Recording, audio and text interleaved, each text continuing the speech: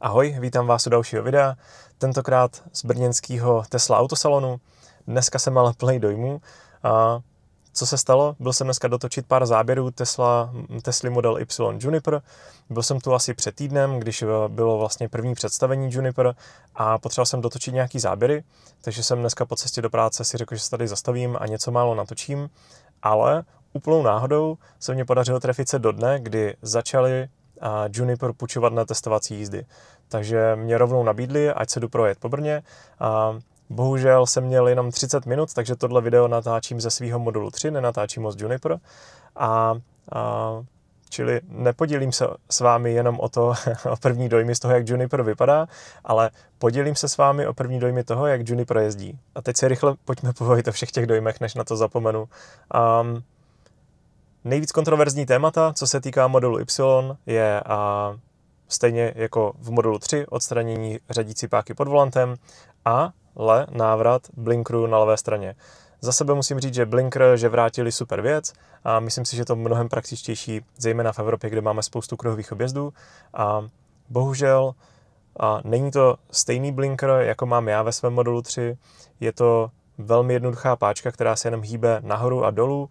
Má slabý, jak bych to nazval, takový klik pocit a funguje víceméně OK.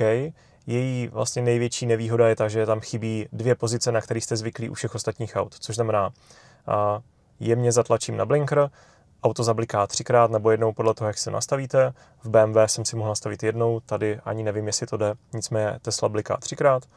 A když zatlačíte víc, tak blinker bliká tak dlouho, dokud nedokončíte zatáčecí manévr, což znamená nesrovnáte zpátky volant, anebo dokud znovu vlastně neťuknete do blinkeru směrem nahoru nebo dolů. Takže to se tady nekoná. Tady, když se do něj když ho spustíte ten blinker, když na něj zatlačíte, tak je pouze v úzovkách v té nejvyšší pozici, což znamená auto bliká tak dlouho, dokud nedokončíte manévr. Systém auta umožňuje mít formu umělé inteligence, pokud tak můžeme nazvat, což znamená, že i v mým autě to jde, když dokončím nějaký třeba manévr ve smyslu přijíždím z pruhu do pruhu, tak auto samo vypne blinkry.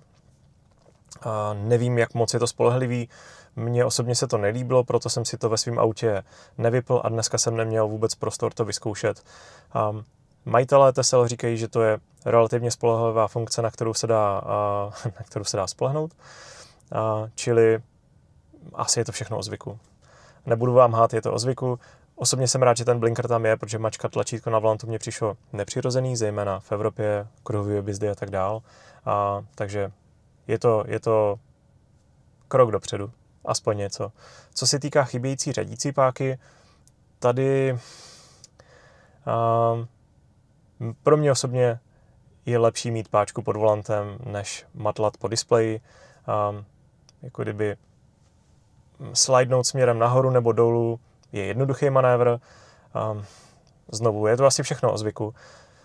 Mít mechanický tlačítka a páčky kolem volantu mně přijde osobně, mně přijde jednodušší, ale chápu, že je to nějaký vývoj, chápu, že Tesla jde směrem autonomního řízení a v takovém případě každý tlačítko a každá páčka je víceméně zbytečná.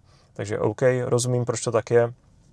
Jenom se chci podělit o ty osobní zkušenosti toho, jak jednoduše se s tím dá manipulovat, jak jednoduše se to dá ovládat.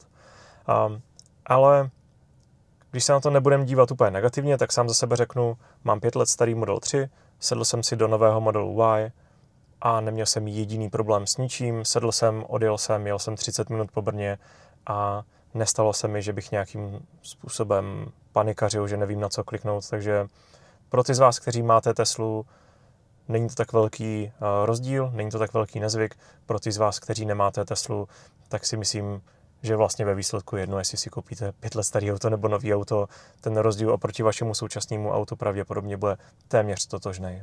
A další dvě věci, co se týká řízení, co mě zaujaly, v úvozovkách řízení, co mě příjemně překvapilo, na začátku mě to přišlo trošku jako hloupost, jako blbost, ale ten LED diodový pás mně přijde extrémně elegantní doplněk interiéru. Neumím to úplně slovy popsat, ale když jsem měl možnost se projíždět po Brně a občas jsem se dostal do nějakého temnějšího místa, projížděl jsem v nějakém viaduktu pod mostem a najednou ten bar byl výrazně intenzivnější a celkově to zpříjemnilo můj pocit sedět v interiéru toho auta. Hrozně těžko se to popisuje, ale paradoxně je to jedna z věcí, které se mě na tom autě líbí nejvíc, nejpříjemněji mě překvapily. A asi bych všem vám doporučil, pokud máte možnost dostat se do Brna nebo do Prahy, si Juniper vyzkoušet, nebo vlastně i Model 3, který tenhle ledkový pás v autě má. Za mě je to velmi zajímavý pocit. Úplně si umím představit, že jedu někam na dovolenou a ten pás mě dostatečně, nevím, jak bych to nazval, rozptyluje a udržuje mě bdělý, protože přesně takovej pocit jsem z něho měl. Jak jsem říkal, nedokážu to vyjádřit slovy, ale měl jsem velmi příjemný pocit z toho, že tam ten ledkový pásek je a nějakým způsobem intenzivně svítí nebo oslňuje kokpit auta. Druhá věc, co mě velmi příjemně překvapila, bylo, jak to auto je extrémně tichý.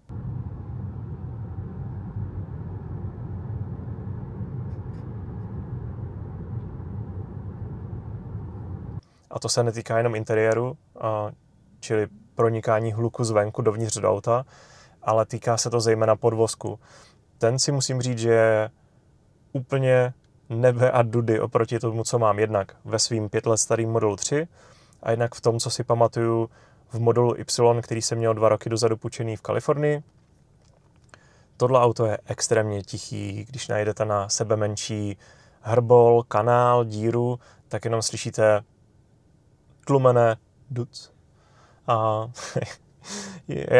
já vím, že ten můj popis zní absurdně, sám se tomu směju, jak jsem to teďka řekl, ale za těch 5 let kvalita tesel, co se týká podvozku a kvality zpracování, se posunula úplně do nových dimenzí.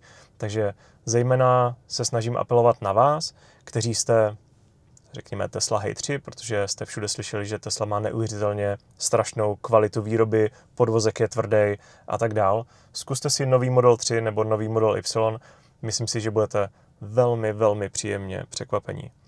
Co se týká zpracování interiéru, samozřejmě absolutně nic nevrže, všechno působilo kvalitně, všude kolem mě měkčený materiály, takže celkový pocit z toho auta je za mě skvělej. Co bych ještě vyzdvihl jako vysoký člověk, je fakt, že Model Y je pro mě výrazně komfortnější na to v něm sedět než v Modelu 3. Trojka je mnohem nižší a proto sám preferuji Model Y. Jak jsem říkal v předchozích videích, trojku jsme si koupili, protože jsme chtěli auto s větší baterkou a Tesla nějakým způsobem nám po té technické stránce nebo technologické stránce imponovala, takže jsme pořídili trojku a ještě se naskytla skvělá cena, takže tam nebylo co řešit. Ale můj dlouhodobý horizont je pořídit Model Y, který za mě je lepší pro vysoké řidiče, komfortnější a zároveň je to lepší rodinný auto, řekněme. Takže to je to, co se týká interiéru. Musel jsem se připoutat, protože auto na mě po půl hodině natáčení začalo pípat, že nejsem připoutaný a nepodařilo se mě toho zbavit. Každopádně, pojďme se chvilku bavit o designu. Neexistuje nic víc subjektivního, než hodnotit design auta nebo jakékoliv další věci. Za sebe jen řeknu, mně se nový Model Y moc líbí, zejména přední část. Ta světelná lišta na mě působí moderně a agresivně, takže celkový design působí skvěle. Kde je to za mě otazník, je zadní část. Ten světelný bar vzadu je, řekněme, trošičku kontroverzní, ale v reálu vypadá mnohem líp než na fotkách nebo videích, takže pokud znovu máte příležitost, neváhejte, abyste se podívat do některých z Tesla autosalonů. Myslím si, že budete příjemně překvapení. Kde to trošku pokulhává, je ta spodní část zadního kufru. Tam je to za mě velký prostor bez jakýhokoliv elementu nebo prvku, designu, nápadu. A to je něco, co se mně trošku nelíbí, ale ruku na srdce, kolikrát se budete dívat na své auto ze zadu. Co se týká místa, v Modelu Y je víceméně stejné množství místa, nebo ten interiér je stejně skládaný jako předchozí verze Modelu Y, takže kdybyste čekali na novou verzi jenom kvůli tomu, jak je zpracovaný interiér, asi není potřeba. Pro mě, jako někoho, kdo má Model 3, je to velký rozdíl. v interiéru je spoustu místa, pozice řidiče i pasažérů je mnohem vyšší, takže pozice nohou vůči pedálům, volantu a tak dále je úplně jiná. A díky tomu, že to není sedan, ale je to vlastně má pátý dveře model Y, tak máte mnohem lepší vstup do kufru, což je za mě úplně ideální. Zase Roman z budoucnosti, když už se bavím o prostoru v autě a nákladovém prostoru, tak musím ještě zmínit dvě věci. První je opravdu velký přední kufr, takzvaný Frank. A pak skutečnost, že já, jak jsem několikrát zmínil, jsem relativně vysoký člověk, 191 cm, a když otevřu pátý dveře do zadního kufru, tak ty dveře jsou v ideální výšce, nějak mě to neomezuje, stačí se lehce zohnout a nenarážím hlavou. Takže za mě super věc. Když si vzpomenu třeba na ještě malinkatý BMW i3, který jsme měli před modelem 3, tak díky tomu, že měl páté dveře, mohli jsme sklopit zadní sedačky, tak jsme do něho byli schopni naskládat velké množství nákladů, například celý křeslo, včetně příslušenství z IKEA. Vozili jsme v něm až 3 vánoční stromečky pro celou rodinu, takže ty páté dveře nejsou úplně zanedbatelný element, a když i čas od času potřebujete něco většího převést, tak za mě v tomhle ohledu má model Y výrazně větší výhodu než model 3. Upřímně řečeno není úplná tragédie ani model 3, tam jste prakticky limitováni jenom velikostí víka kufru. Nicméně kufr samotný je fakt veliký, jak je vidět na aktuální B-roll. Dá se do auta nacpat spoustu věcí, včetně nábytku z IKEA. Všiml jsem si, že v kufru je pár nových prvků. Je tam v podstatě místo šňůrky, kterou mám já v modelu 3 a myslím si, že i v modelu Y, tak v Juniper bylo v podstatě jenom madlo, za který chytnete, když chcete odstranit to spodní platíčko, ale to jsou víceméně ty nejmenší detaily.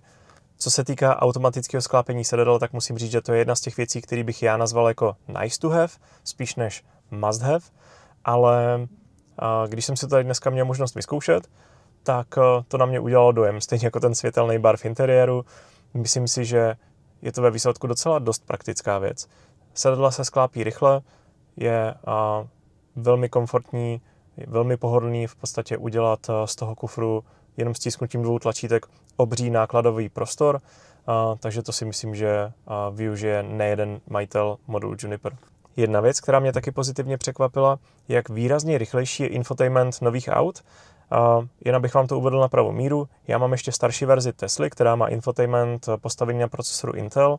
Už delší dobu i předchozí verze se vyrábí s procesory AMD. Já jsem zvyklý na to, jak u mě všechno funguje relativně rychle, co se týká mapových podkladů.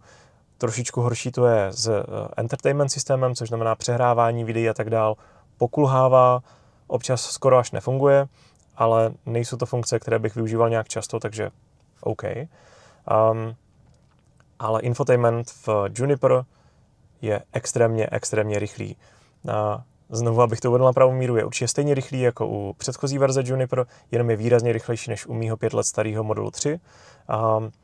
Věci, které mně přišly jako chyba v mém autě, což znamená složitější ovládání třeba Spotify, což znamená, chtěl jsem si vybrat nějakou písničku a auto nereagovalo úplně na můj klik, takže jsem nevěděl, jestli jsem na to tlačítko klikl, musel jsem znovu na něj kliknout, což při řízení není úplně komfortní, a když chcete věnovat větší pozornost řízení, tak není vhodný ovládat vlastně ten infotainment nebo entertainment systém jako Spotify a tak dál v průběhu jízdy. U toho nového auta se mě nic takového nedělo. Ve chvíli, kdy jsem klikl na jakékoliv tlačítko, zareagovalo na můj povel, což znamená, že velmi pravděpodobně se nejedná o chybu systému jako takového, že by špatně inženýři naprogramovali velikost tlačítek a tak dál, ale ne vždycky ten infotainment zareaguje na můj povel, anebo zpracování toho povelu trvá delší dobu a já jako řidič si neuvědomím, nebo v tu chvíli nemám možnost řešit, jestli ten povel teda byl proveden, nebo nebyl. Takže abych jenom nehatil starší verze Tesly s modelem Intel, tak musím říct, že mimo entertainment systém je všechno rychlý, intuitivní a plně funkční. Opravdu jde jenom o to, když přehráváte videa, když přehráváte nebo hrajete hry, a když ovládáte hudbu, může se stát, že ten systém nebude reagovat tak rychle, jak byste potřebovali. Mimo to úplně bez problému a můžu doporučit. A ještě když se na chvilku vrátím k interiéru, zkoušel jsem si nastavit pohodlnou pozici řidiče. Za sebe jsem se nevešel už moc komfortně, musel jsem mít nohy od sebe. Znovu, já mám 191 cm, takže ta situace u vás možná bude lepší. Trošičku jiná situace nastala u místa spolujezdce. Tam, když jsem si sedl dopředu, tak abych se cítil komfortně a víceméně mě tam nezavazily pedály, tak jsem mohl být trošičku víc vepředu a sám za sebe jsem se komfortně vešel. Takže pokud máte vysoké členy rodiny, a nevím, jestli Model Y bude ta správná volba pro vás. No a když už jsme u toho, jak se sedí vzadu, tak jsem ještě vyzkoušel, jak se ovládá zadní displej pro posádku vzadu a znovu mě příjemně překvapilo, že není ta pozice toho displeje až tak nekomfortní, jak jsem se obával. A nebolelo mě za krkem, nějak necítil jsem žádný diskomfort, dal se bez problému ovládat, snad jenom s jednou malou výjimkou, když jsem zadával vlastně třeba vyhledávání videí na YouTube, tak ta klávesnice byla velmi malá, takže jsem musel být blíž k tomu displeji, abych byl schopný se trefit do konkrétní klávesy. Ale mimo to, sledování videí na delší cestu asi nebude žádný problém.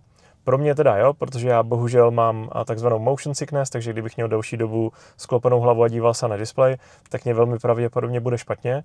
Nicméně, co se týká komfortu toho, kdo sedí vzadu, tak ten displej není úplně mimo nějakou optimální pozici. Velmi pravděpodobně dokonce bude ten displej výš než v Modelu 3, ale nejsem si tím na 100% jistý. A ke konci videa jedna vtipná vsuvka. Když jsem byl v Tesla salonu, tak jsem tam potkal jednoho ze svých v uvozovkách fanoušků, který mi řekl, že se dívá na moje videa z doby, kdy jsem ještě měl BMW i3 a ty videa ho prakticky přesvědčili k tomu, aby si taky i3 koupil a sám i jeho manželka jsou z toho auta nadšení, což mě udělalo extrémní radost, protože úplně na rovinu to je hlavní, ne-li jediný důvod, proč tyhle videa já pořizuju. Chci se s vámi bez obalu podělit o to, jaký je život s elektroautem, pokud bydlíte v paneláku jako já. A pokud vám to pomůže k rozhodnutí, ať si to auto koupit nebo nekoupit, tak mě to udělá obrovskou radost. Co tím chci říct? Kdybyste mě náhodou někde potkali, třeba ve městě nebo na nějaké společné akci fanoušků elektromobility, tak se nebojte nebo nestýďte za mnou přijít. Já moc rád si s vámi popovídám nebo zodpovím vaše dotazy. No a to je za mě všechno. Víc bohužel jsem toho nestihl z 30-minutové projížďky a každopádně, jestli někdy v budoucnu budu mít příležitost, tak se moc rád s modelem Juniper projedu ještě jednou a napište mě do komentářů, co vás zajímá. Já mám Teslu v Brně relativně kousek, takže pokud se sejde dost dotazů, tak se pokusím sem třeba zastavit znovu, pobavit se s obchodníky a v nějakým z dalších videí odpovědět na vaše dotazy. Takže to je pro mě za dnešek všechno a u nějakého z dalších videí ahoj.